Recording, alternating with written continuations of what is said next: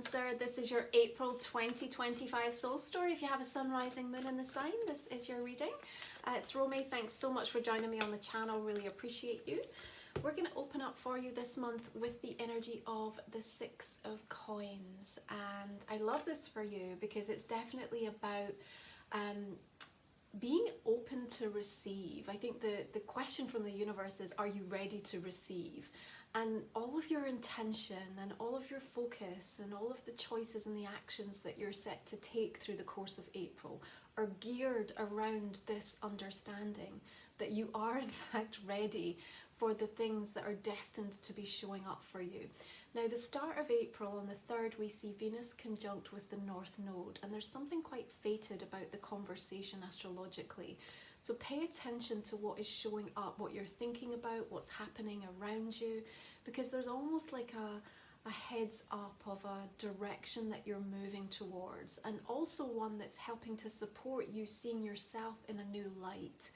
The 4th and the 6th also are harmonious days, which can be beneficial, particularly if you're needing some support or if you're in a position where you're needing to ask for something, present or express anything.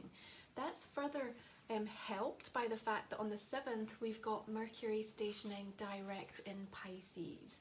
And it just feels like April in its entirety has a little bit of a second chance to revisit things that perhaps through the month of March got sort of stirred up a little bit, or had been a little bit challenging, or you were distracted because of something else that kind of took precedence during that period.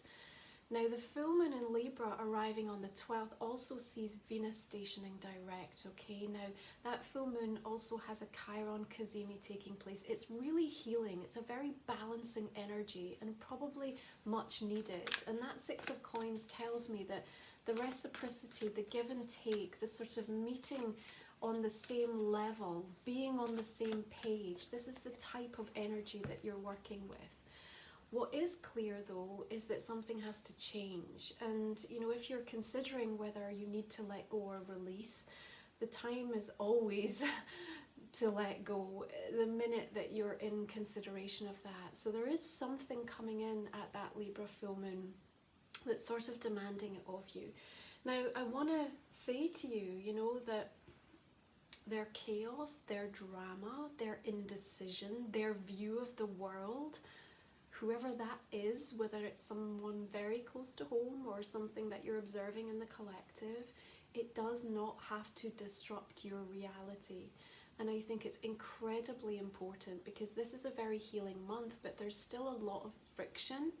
Now, there is a need to take action in April, excuse me, but if we're not careful, we can get very caught up in others' energy and others' view of the world, and before you realize it, you know, you are then starting to interpret or make decisions that, you know, were not in the priority order that you had already set out for yourself, or you knew or you understood needed to be the thing that you gave your time, energy and attention to. Okay, so pay really close attention to how that's coming through. We also have an ending coming up by way of what is going on with the Six of Coins. So perhaps if you've been receiving help or support, or maybe there's something going on with finances there's some sort of change coming up in regards to that. Now, you know, that could come in as a positive experience, but if it does come in a bit disruptively, remember we're still under the arc of that eclipse. If there is some sort of change, because we have an ongoing need to reassess the terms and conditions, and remember with the retrograde energy, you're still feeling it at the beginning of April, then we still have some shadows. So what I will say is that you're likely to revisit something, okay, again and again. So it's not necessarily saying that this is a final outcome or situation. We also have Juno going retrograde in Scorpio on the 14th.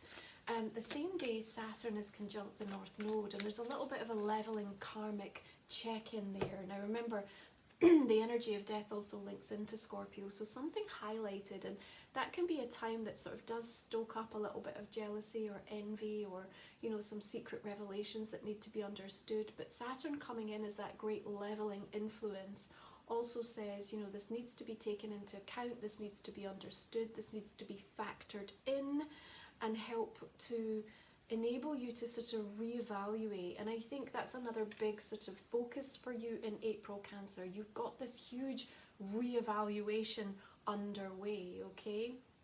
You still have Mars in your sign, you know, and you're working up till the 17th with this energy that's so directed and focused, and your King of Wands steps forth now with this fire and just says, look, there's so much passion. We actually have a whole coalescing of energy coming into the fire signs, right?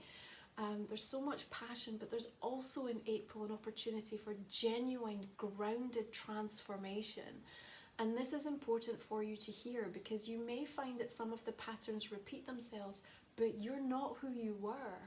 You're not who you were, right? You can see this. It broke you, but it also built you. And you're now much stronger and wiser. And you need to protect that. And then you need to teach it, because we're all teachers. And how do you teach it? By the example that you set, okay? So there is a generosity and a compassion and a courage and a confidence that's all here ready to be tapped into. Now remember, we're working through 10th and 11th house energy for you. So in that 10th house, there's also something that's getting reevaluated in regards to your business, your purpose, your career path. I want to say, like, now's your chance. Now's your chance. So perhaps something hasn't felt like it was ever the right time. There's something about the divine time in April. It's a little wild in the energy, you know, there's a lot of fire, but there's also a lot of fate. And it's almost like the universe has opened up a new portal for you. It has created a brand new pathway. Now, you may not have seen yourself here. You may not have looked at this and ever thought it was something that would be an option or a consideration for you. But here we are. And if you feel like you're still waiting, well, the waiting is part of the preparation and not the punishment, by the way. So back to this idea and theme of April, like, how ready are you to receive what is coming? And we can all remember and reflect that our spiritual path is littered with setbacks, with disappointments, with betrayals, with heartbreak, with splitting open. But also we can recognize how wise, how resilient, how decisive, how compassionate, how leveled, how philosophical we are now too, right? You've got the Six of Staffs. You're winning. It may not feel like that, but situations are coming together in a way that are supportive for you. Now, I think the most important thing in terms of gaining recognition or receiving that success or that outcome that you desire is to recognize that within you, you're already a success, you're already winning, that you're giving recognition and credit to who you are, the power of you. And it's just a big mindset shift that I see you embracing in April. And it's making such a difference. Now, Mercury comes back into Aries on the 15th, right? Into fire energy. So it began back on March 3rd. Like I said, second chance to revisit something that perhaps was being discussed or talked about or unfolding around that time. And then we've got Mars coming out your sign and shifting into Leo on the 17th. There's your second house lit up, right? So what's that saying? Again, it's talking about the value of you. Particularly, you might be looking at the drive towards, you know, improving income streams around you, or thinking about your wealth, your money, your manifesting in new ways. But there's just this bigger shift that you've allowed to happen. Maybe it's happened to you, right? The eclipse season can certainly come in and shake us up a little bit. And, you know, we're not saying this through a place of naivety. Like, we look around and we see that there's a lot of mess, there's a lot of complication, there's a lot of unresolved issues and challenges that we are still navigating, that we're still very much in the thick of. But it's like there's a break in the cloud cover, and that the light is streaming in, and there's a moment, there's an opportunity where you really get it, you really see it, you really feel it. And you will find strength this month in your perseverance, and that's going to help hugely as you evaluate, particularly around your work, your purpose, how you want to do things differently. Now remember, relationships are still very much in the spotlight, you know, as we reflect on what this Venus cycle has been teaching us. We've got the Five of Swords here, and it's almost like, I want to say death of the ego, right? There's just a spiritual awareness and advancement that's happening here. You're also looking back at previous disappointments and setbacks and perhaps putting them into a new light, or feeling like you can contextualize them slightly differently now. And that might not happen right at the beginning of April. You might need to give yourself the opportunity to really see how this month plays out for you. But one thing it is asking of you is to be bold and to start taking the actions that are necessary. Now, there's always a challenge. Even when we get what we want and something comes in that is what we hoped or expected or anticipated or is better than we thought, there can still be parts of that that are less desirable, or parts of it that still create a conflict. And that's what I also feel about April. It's almost just like, yes, you can have it, or yes, it's here, or yes, it can work, but ... And there's something slightly frustrating in that, isn't there? It's just almost just like, why can't it be more straightforward? Just like, I want it, I get it, it's wonderful, you know, we move on. But no, there's just some sort of conflict that, you know, you're still trying to come to terms with and resolve and work with, because we don't stand as sort of isolated beings, you know, we're a community, we're connected, and where we are on our path is not the same as where other people are on theirs.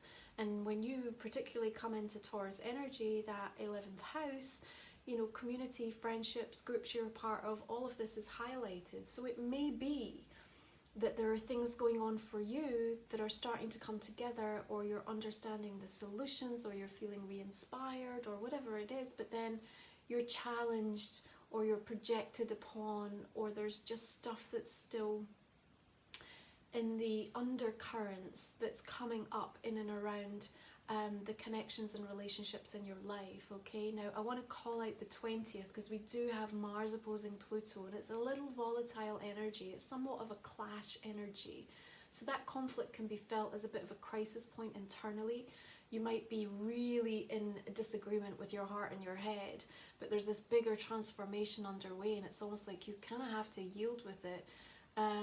On the external, in a more public setting, it might again translate as something particularly volatile or uncomfortable. It's like an uncomfortable energy to have to sit with or to observe. But again, I'm going to remind you that the chaos, the drama, the indecision, whatever it is that you are seeing or witnessing or understanding is underway, doesn't have to disrupt all of the work. You have a solid ground that you are building, right? And it's already in place. The foundation is there.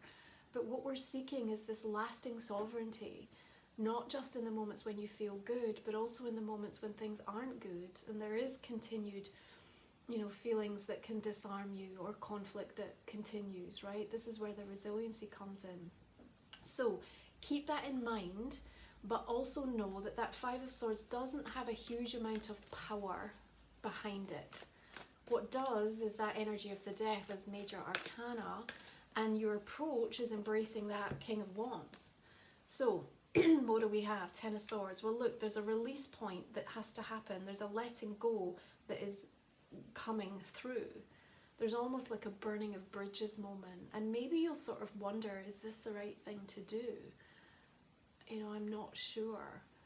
But I think the minute that you're questioning whether you should let go, I think there's part of your energetic field that's saying, I don't have the capacity to hold this any longer. So we are coming to the completion and the end of a cycle. And part of that is rooted in this realization that we need to bring in a better balance in our life in whatever form that takes. Okay? And it also is what is needed in order for you to be able to take these bolder, bigger steps forward, to find the courage and the confidence. Now, you're going to come up to that new moon in Taurus on the 27th, and you are going to have like a lightning bulb moment of what you want to do, what you need to do, and actually what you've already been preparing for. It's almost like you get a moment and you think, gosh, you know, if I look back, I can actually see I've been paving this for the last few weeks, the last few months, even the last few years. It's like everything is coalesced to come to this sort of moment. And that is your grounded transformation coming through, okay? So your Ten of Swords can be like a temporary kind of discomfort at the realization of what will be no longer, what will be no more. But what also comes through from that is new vision. And again, there's your King of Fire really supporting and championing that as an energy for you. Now sometimes, and we do know this to be true, when we're manifesting, things can feel like they go a little bit crazy before the reality that we've set our focus on shows up. And so you might find that there's some stuff going down in April that kind of makes no logical sense, or it feels like really like strange in its unfolding. But I think you have to sort of watch this space to see how it almost like comes a full circle with regards to something. The 30th we'll see Venus coming back into Aries, you know, coming out of Pisces. So again, there's this sort of forthright, direct language energetically that, you know, again is revisiting something that was initiated, an idea that you had, a desire that you were holding, a passion that you wanted to purposefully move forward. And following the retrograde, you're now ready. You're just ready, okay? But the healing that comes up this month can still feel a little bit painful. Remember that Chiron Cazimi at the full moon Libra will reverberate for you through the month. So you'll be acutely aware of it. Now that I know what I know, like I can't possibly put myself back in a situation like that. That's where this sort of reevaluation and this sort of now's your chance moment really comes into full effect. I think it's an incredibly powerful month, and one that if you harness your voice and what you find yourself saying, both outwardly but also inwardly to yourself, feels very different. It feels very different, and you'll realize the shift that's just taken place for you. And it kind of continues on this vein. Like, I think April's one of these sort of months where it's like from this point forth, you continue to sort of gain ground and take these leaps that feels like you're, you know, almost skipping levels and skipping steps. It's just such fast ascension energy, okay? It's going to be super interesting to observe and to note. Now, if you're new to the channel, the last 3 cards we're going to look at in the extended reading, you're going to find the link beneath. I talk for another 25 minutes or so. We're going to look at a personal question and a relationship card for you for April to give you some deeper insights, Cancer. Let's go ahead and clarify the cards and just see the direction we're going to be taking that. I do hope you'll join me if it's resonating. It helps to support the channel. And please, if you are interested in my work, check out romywiser.com. You're going to find ways to work with me, how to book a personal reading. Also, all my sacred titles. You're going to find my oracle deck, my new journal, and my book, my musings. These are all sacred tools just to support you with exactly where you are. Judgment, the 10 of Swords coming in there. It's almost like you do get something that you want, but there is a little challenge to navigate. That's what I feel. You know, maybe you're going to have to let go of something in order for that reality to happen. Yeah, so please do visit the website. You're going to find all my products, my membership, just everything that is there to help you feel more empowered as you navigate these times. Now, we're going to have a look at Life Soul Vision Oracle. So this is my deck. What do we have for Cancer for April? Okay, Rise in Love. Guide and the Gift. I think that's really the sort of mantra for yourself really throughout the month of April, is just to keep focused on this idea of rising in love, so that all your thoughts, your choices, your actions, your interpretations, your responses are coming and fueled from this energy. And that makes a massive difference, because it also helps you to acknowledge how much you've changed. That's what I'm saying. Like, even though you may feel like some of the patterns keep showing up, you'll notice how much differently you respond, but also how quickly you come out of the energy of it, you know? Okay, so a couple of oracles for you. We've got Motivation, Aries energy there. And what else do we have? Our Animal Spirit for Cancer for April. What energy are you working with? We have got the energy of the Camel. Okay, we're going to explore this in your extended reading. Thanks so much for being here. I really appreciate you. Have a fantastic month of April. and enjoy, and I will see you again next time.